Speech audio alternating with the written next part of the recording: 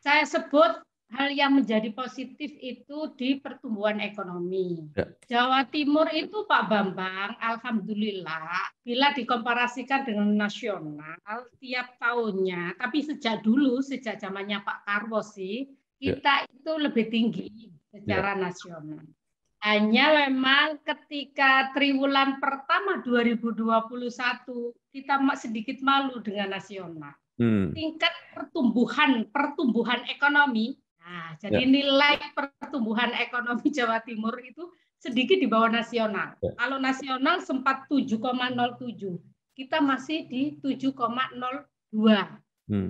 Tapi secara akumulasi persentase kita masih tinggi sih dengan nasional. Nah, tapi ukurannya kan bukan persoalan nominal persentase. Tetapi persoalannya pada nilai pertumbuhannya itu kan yang terpenting. Berarti ada perbaikan kinerja kan. Ini pertumbuhan ekonomi. Dan bila dikomparasikan dengan Jawa, pertumbuhan ekonomi kita tertinggi, Pak. Ya. Tinggi untuk tahun-tahun pandemi malahan. Jawa Timur malah tertinggi untuk tahun-tahun pandemi. Tapi secara nasional kita masih di Jawa ya, di Jawa. Ya.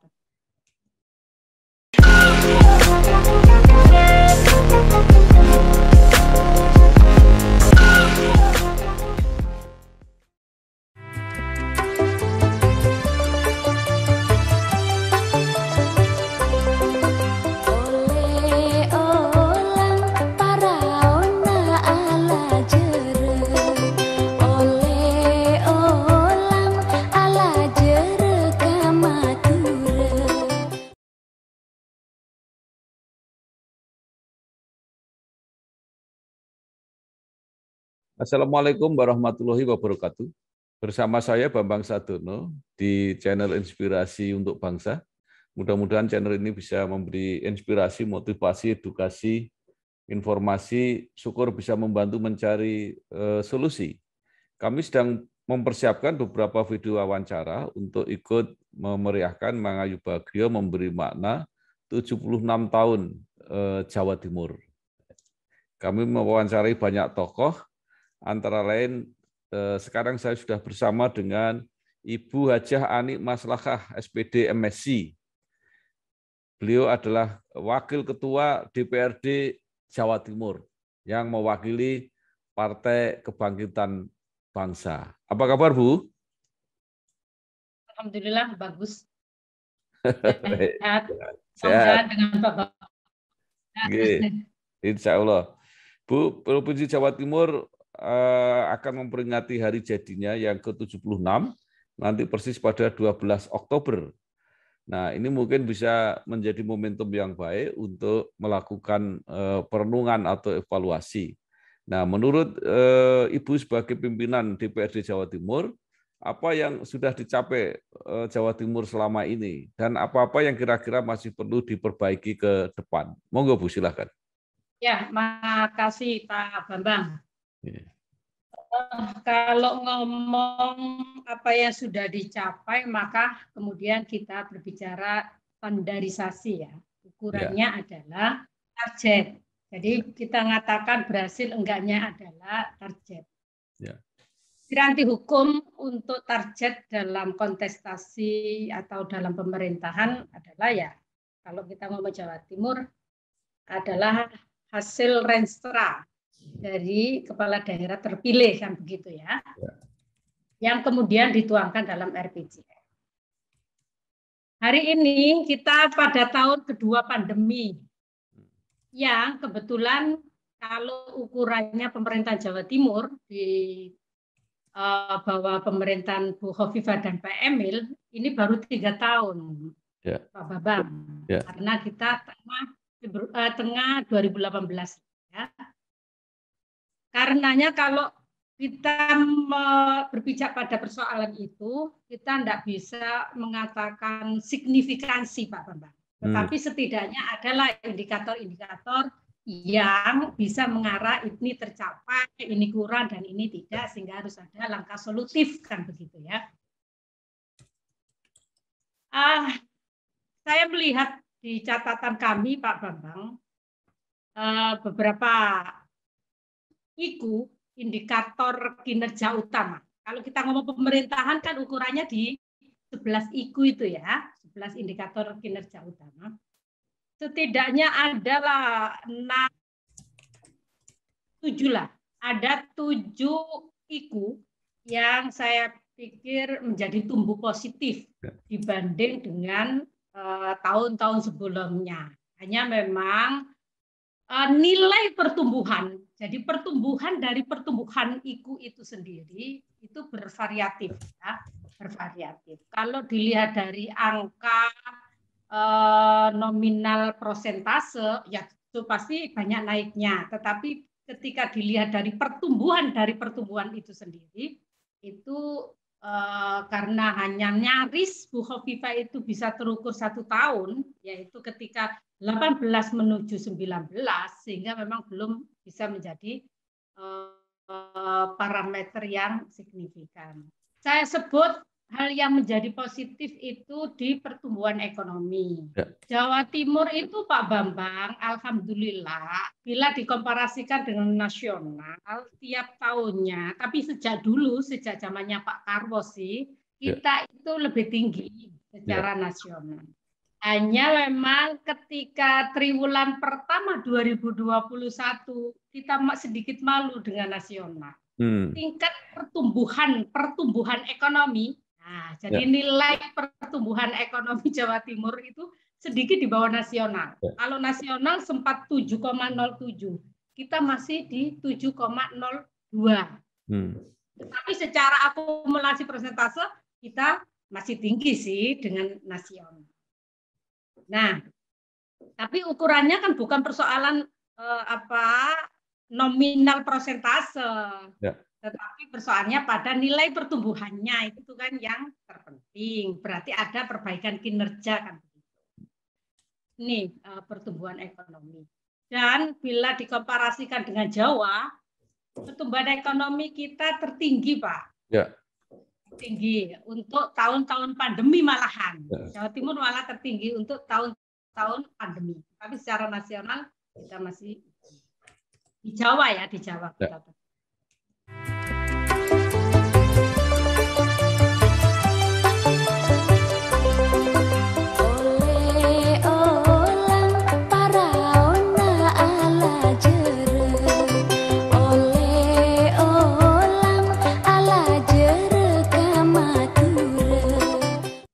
Kemudian yang kedua, saya melihat yang positif itu di indeks style, ya, indeks style kita, ketimpangan antar wilayah, kita semakin lama semakin turun. Dan memang PR terbesar Bu Hovifah di awal 2018-19 itu disparitas sama rasio Gini sama indeks style. Ya, jadi ketimpangan ekonomi dan ketimpangan antar wilayah. Dan itu menunjukkan tren bagus namanya Bu Hovifah ini. Cuman ya memang kurang signifikan dengan eksplorasi pendapatan. Saya komparasinya demikian. Tetapi itu menjadi positif lah bagi kami. Berikut yang positif itu indeks pembangunan gender kita. Seringkali Jawa Timur setiap tahunnya kita lebih tinggi. Dan itu mungkin kalau kita kasat mata melihat pemerintahan provinsi dipimpin oleh seorang perempuan dan beberapa kepala daerah kabupaten kota juga ada perempuan. Kemudian nilai persentase perempuan dalam legislatif juga naik walaupun belum signifikan, belum sesuai dengan amanah undang-undang pemilu, minimal 30% itu di calon, harapannya ya jadinya juga 30%, tapi faktanya masih jauh, masih separuh. Tetapi tren pertumbuhannya bagus. Alhasil Pak Bambang berimplikasi pada policy-policy kita. Kita sudah mengarah kepada kesetaraan gender mulai dari proses bagaimana perempuan laki ini terlibat hal yang sama, mulai dari proses perencanaan Kalau saya sebut di forumnya eksekutif namanya Musrenbang, di forumnya DPN namanya reses atau jaring aspirasi. Ini sudah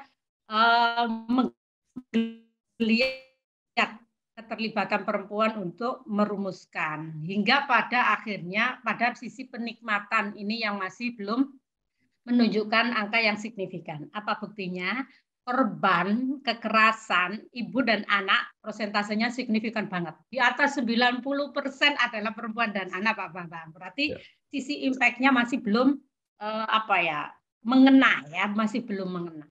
Seringkali perempuan masih menjadi sisi korban, atau kalau dilihat dari jenis pekerjaan, upah, ekonomi, Jawa Timur perempuan masih second line, dan saya pikir se-Indonesia itu masih begitu. Hanya sekali lagi tren pertumbuhannya bagus, Pak Bambang, untuk indeks pembangunan gender. Reformasi birokrasi tahun 2021 Jawa Timur juga dapat dapat reward ya, dapat reward. Walaupun secara faktual Pak Bambang ada beberapa kepala dinas yang lama banget ini BLT karena belum definitif. Tetapi faktanya hasil penilaian secara nasional indeks reformasi birokrasi Jawa Timur sangat bagus ternyata. Nah, ini kadang-kadang ini yang menjadi pro kontra ya, analisa kami yang ada di legislatif dengan analisa pemerintahan kita. Tapi ya faktanya dapat penghargaan intinya gitu. So pasti itu kami katakan tetap menjadi hal yang positif. Kenapa? Ukuran Indonesia adalah ukuran nilai kan begitu. Nah, kinerja ekonomi Pak Bambang, saya juga melihat adalah perbaikan dari tahun 2021.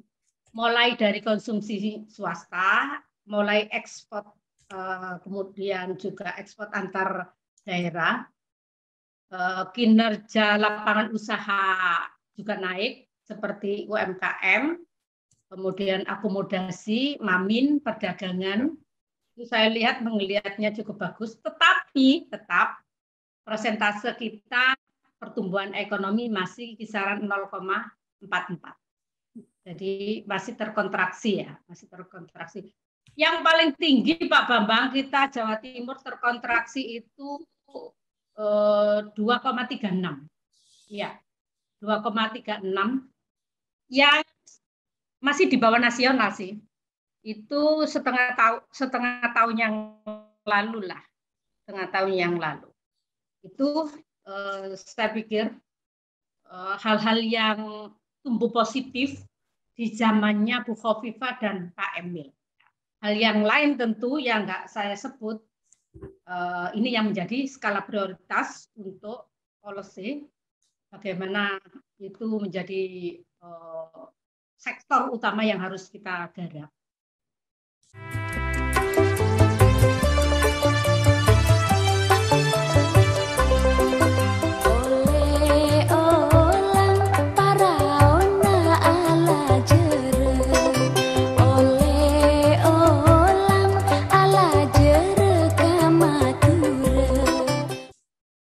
Baik, Bu. Sekarang kalau dari segi sektor-sektor ekonomi yang tumbuh, apakah industri, apa pertanian, apa pariwisata, apa saja Bu yang tumbuhnya lebih baik? Kalau yang terakhir untuk triwulan ya, triwulan pertama di tahun 2021 itu pasti adalah pelayanan kesehatan Pak Bambang, dan itu menasional karena memang kita penyelesaian utama untuk COVID adalah di sektor kesehatan. Yang kedua di jasa informasi. Terus terang Pak Bambang, kami ini punya Perda Desa Wisata yang itu inisiasi dari DPRD. Jadi bagaimana bisanya tumbuh ekonomian daerah. Ini terilhami dari kemiskinan desa dengan kemiskinan kota itu 2 kali lipatnya di desa. Tetapi saya lupa tadi saya nggak nyampaikan. Satu tumbuh positif zamannya Bu Khofifah ini adalah penurunan kemiskinan desa selama kurun waktu 7 tahun, dihitung dengan periode sebelumnya, itu tertinggi tahun 2019.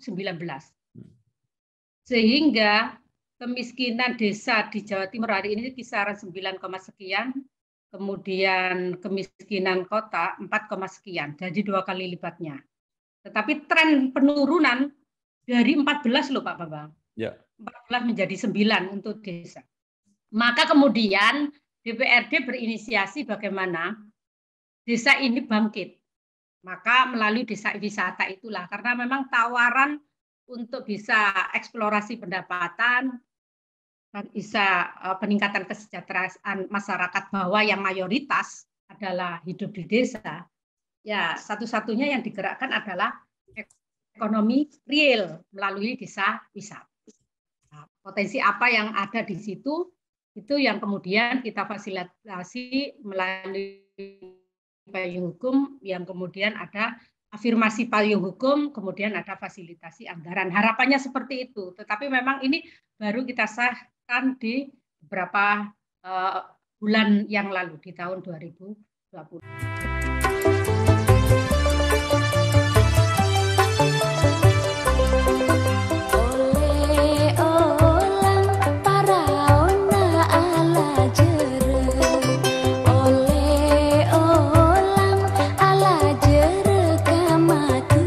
Jadi sektor wisata tumbuh bagus, Pak Bambang, untuk Jawa Timur.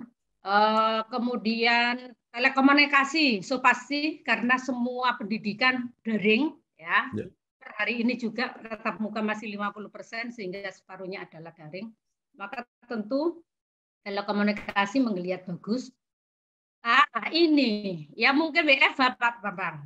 Orang malas keluar, maka sampah menjadi besar, yang itu ditangkap oleh Jawa Timur. Pengelolaan sampah dan limbah ini menjadi sektor yang tumbuh dengan positif juga, termasuk pengadaan air.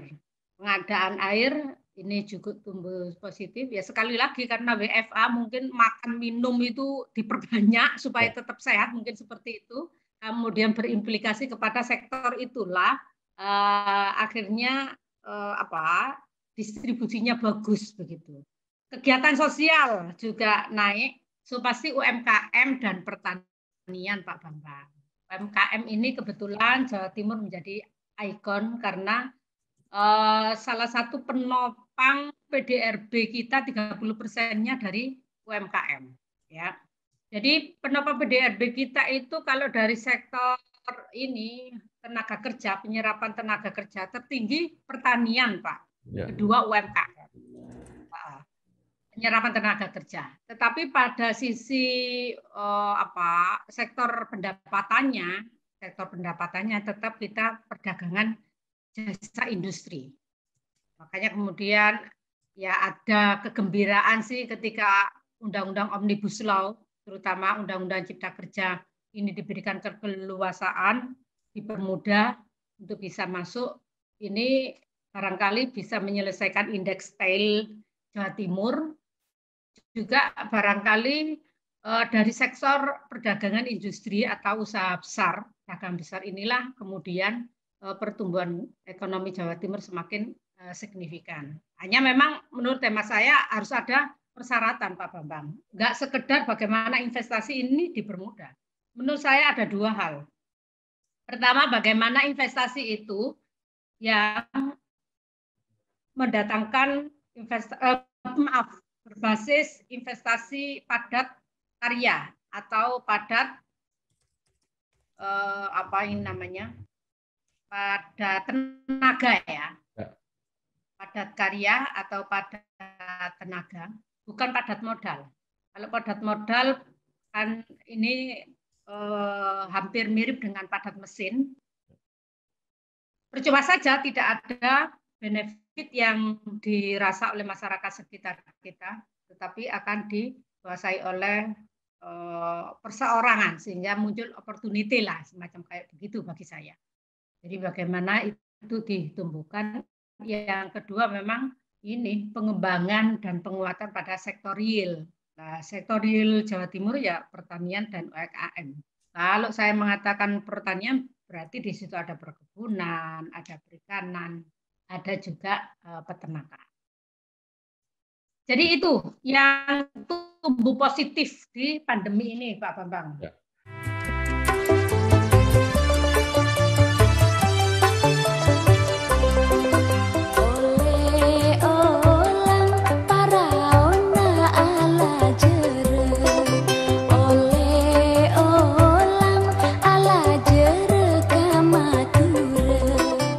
Baik, jadi dampaknya terhadap tenaga kerja seperti apa, Bu? Apakah terpaksa ada yang dirumahkan atau di-PHK? TPT. Ya. TPT, tingkat pengangguran terbuka. TPT Jawa Timur sempat turun drastis bagus ketika awal Bu Khofifah menjabat. Jadi tahun 19, Pak Bambang. Cukup lumayan, cukup signifikan. Tetapi ketika mulai pandemi, turunnya juga, naiknya juga sangat drastis. Ya. Sangat drastis.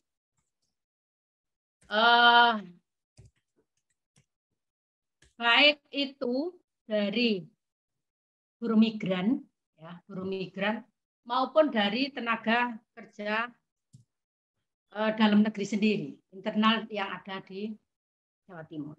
Yang pada prinsipnya untuk TPT kita naik, Pak Bambang. Intinya seperti itu. Sehingga tingkat pengangguran automatically akan mengikuti. Makanya tadi nggak saya sebut apa keberhasilan-keberhasilan pemerintahan saat ini. TPT dan pengangguran nggak saya sebut karena itu salah satu hal yang menjadi skala prioritas untuk lebih di-push lagi. Nah, ini dengan apa namanya pertumbuhan sudah mulai naik, ya ini apakah sudah tidak mengurangi pengangguran lagi?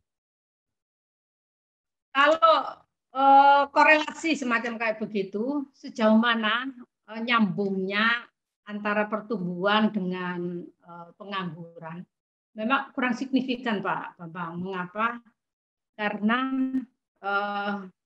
banyak pengangguran itu di perdagangan besar, sebut saja adalah pabrik. Ya. Karena pabrik hari ini masih kondisinya baru bangkit lah semacam kayak begitu. Sudah bangkit tapi baru, jadi belum signifikan sehingga banyak yang dirumahkan. Sementara sektor pertanian terus terang dari sisi keangkaan juga belum begitu menjadi skala prioritas di Jawa Timur.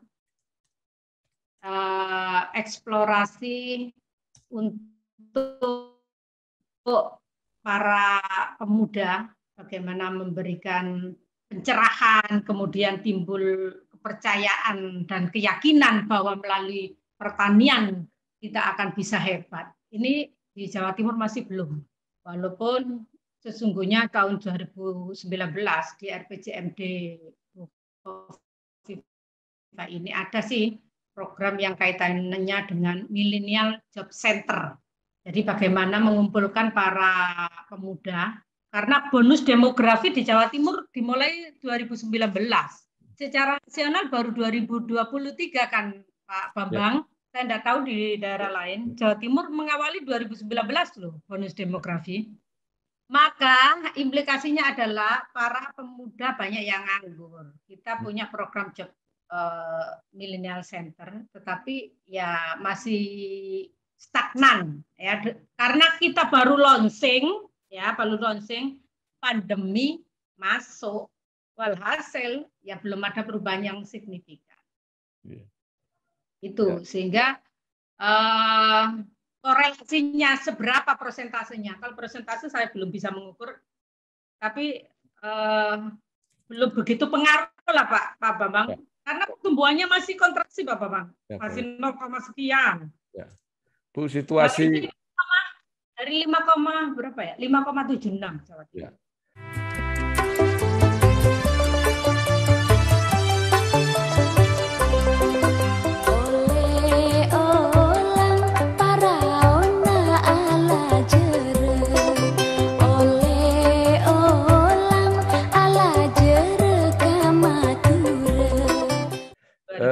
situasi ekonomi yang tidak begitu baik dalam suasana pandemi ini, apakah berdampak terhadap tingkat pendapatan daerah di Jawa Timur?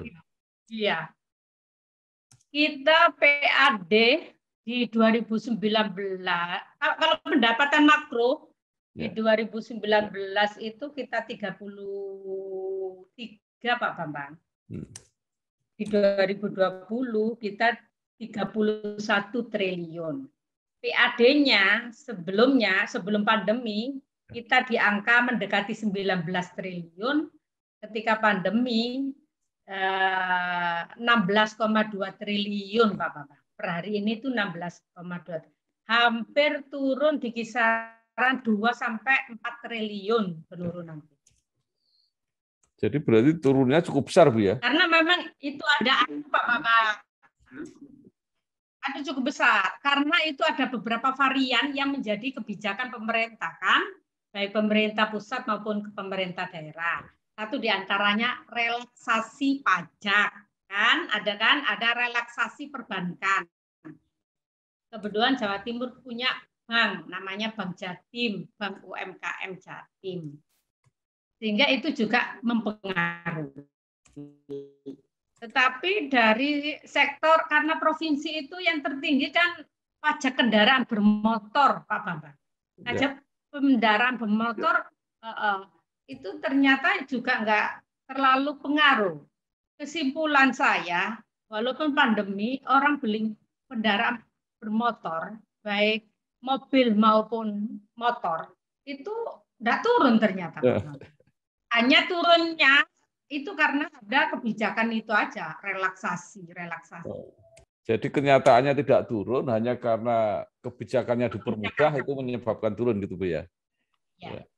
Ya sebenarnya turun sih, tapi nggak signifikan, nggak seburuk yang kita yang kita prediksi. Kalau itu kan kita prediksi prepon kan begitu ya. Tapi faktanya ketika ketika pertanggungjawaban anggaran 2020 beberapa waktu yang lalu ternyata nggak seperti itu. Jadi signifikan karena ya tadi ada policy. Baik, jadi kira-kira kalau situasi sudah mulai membaik, itu bidang-bidang perekonomian apa, Bu, nanti yang akan tumbuh paling cepat? Pertanian kalau Jawa Timur sama UMKM. Tinggal bagaimana keseriusan pemerintah bahwa sektor real ini menjadi sektor utama yang harus difasilitasi dalam bentuk policy anggaran. Nah, Jawa Timur ini saya belum melihat ada arah ke sana. Ini yang bagi kami harus segera ada langkah solutif. Karena argumen saya adalah kita dihadapkan pada pandemi, fakta yang menunjukkan ekonomi yang bisa eksis pada kondisi pandemi yang tidak terlalu terkontaminasi adalah sektor real, pertanian, sama UMKM. Yang kedua, kita dihadapkan pada bonus demografi. Artinya banyak manusia nganggur.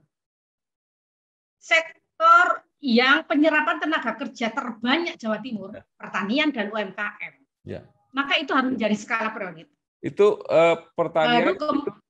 Pertanian apa saja, Bu? Tanaman pangan, apa lagi? Saya pertanian itu ada pertanian, ada perikanan, ada kebetulan perikanan kita itu termasuk garam loh ya, ada garam kita tinggi loh.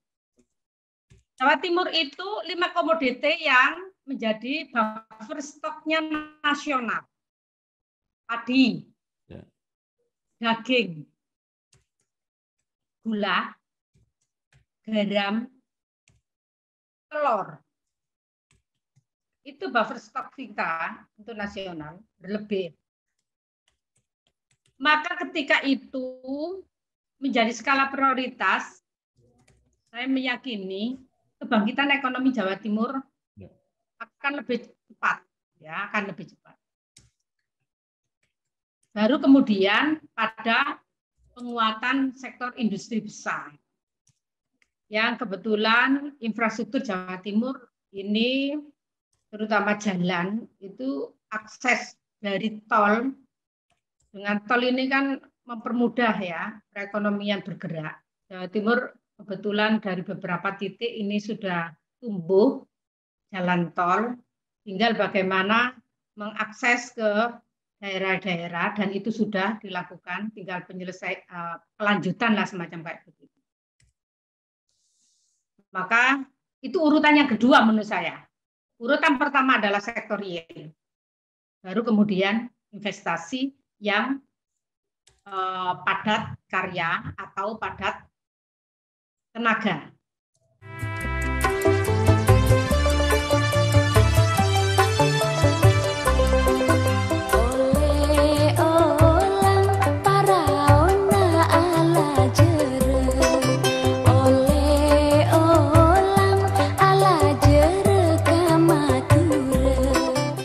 Ya, baik Bu. Ini dampaknya kepada sekolah-sekolah seperti apa? Saya pikir sama ya, se-Indonesia Pak Bambang. Nah, saya tadi tidak menyebut IPM. IPM bukan hal yang menggembirakan di Jawa Timur. Makanya ketika keberhasilan tidak saya sebut. Karena IPM menjadi skala prioritas perhatian di Jawa Timur. IPM Jawa Timur itu setiap tahunnya masih di bawah nasional. Kita di antara 34 provinsi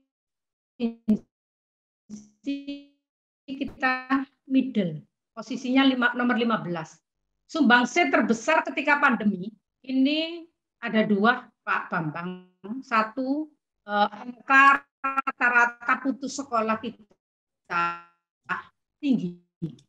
Yang kedua, angka harapan sekolah kita turun. Beberapa faktor, satu karena lama tidak offline, walaupun ada daring, dianggap belum sekolah, dianggap tidak sekolah. Maka kemudian anak malas, mending ambil paket. Bahasanya begitulah. Yang kedua, himpitan ekonomi Pak Bambang. Bahasa kecilnya adalah wong sekolah hanya online, tidak ada gurunya, tapi tetap bayar. Untuk makan aja susah. Sementara paket itu bisa, kejar paket bisa. Lebih baik saya tidak sekolah tapi bisa makan. Bahasanya seperti itu. Ini berimplikasi kepada dua faktor tadi. Alhasil IPM kita sedikit turun di tahun. Ya semuanya turun sih saya pikir. Tetapi bagi kami ini penting. Apalah artinya uang banyak, tetapi ketika SDM kita runtuh kan begitu. Nggak harus menjadi prioritas untuk penguatan. Jadi kalau dikatakan bagaimana pendidikan, potret Jawa Timur itu perlu sangat untuk dipacu, sehingga secara pribadi saya lebih senang kondisi ini tatap muka harus dilakukan. Kita sudah lakukan dengan pola SOP 50% Pak Bambang. Ya, harus masuk 50%. Dipastikan para guru penyelenggara pendidikannya sudah vaksin. Sehingga dan tetap melakukan prokes 5M itu. Dan masing-masing sekolah ada semacam satgasnya, sehingga ketika ada apa-apa cepat melakukan informasi, koordinasi dengan kesehatan terkait, dalam hal ini adalah puskesmas. Hanya saja memang ini, ya sembari ngomong itu vaksin Pak Bambang, saya nyebut vaksin. Ya. Ini yang kritik konstruktif untuk pemerintah pusat. Komitmen untuk mensegerakan vaksin ini yang kami minta. Awal kita masih ingat Pak Bambang, masih pro kontra, masih banyak orang yang tidak berani, tidak mau karena hoax-nya terlalu tinggi, kekhawatiran ketika vaksin, akhirnya vaksin di Jawa Timur, siapa yang mau vaksin dikasih sembako sampai begitu polanya. Hari ini orang pada datang, orang pada gandrung, orang sudah tahu manfaatnya, sehingga dibalik posisi saat ini Pak Bambang. Kadang-kadang kasihan, sudah terjadwal vaksinnya nggak datang, hasil pulang.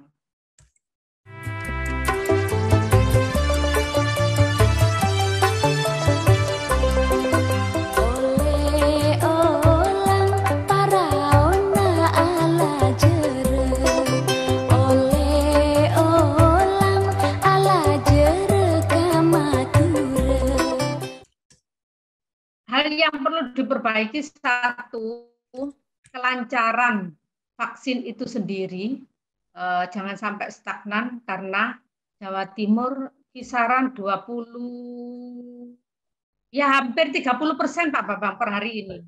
Sementara targetnya kan 70% ya, maka masih kurang separuh. Kalau tatap muka untuk sekolah ini dibuka 75%, persentasenya kita masih segitu, ada kekhawatiran. Isunya kan November akan melonjak lagi nih.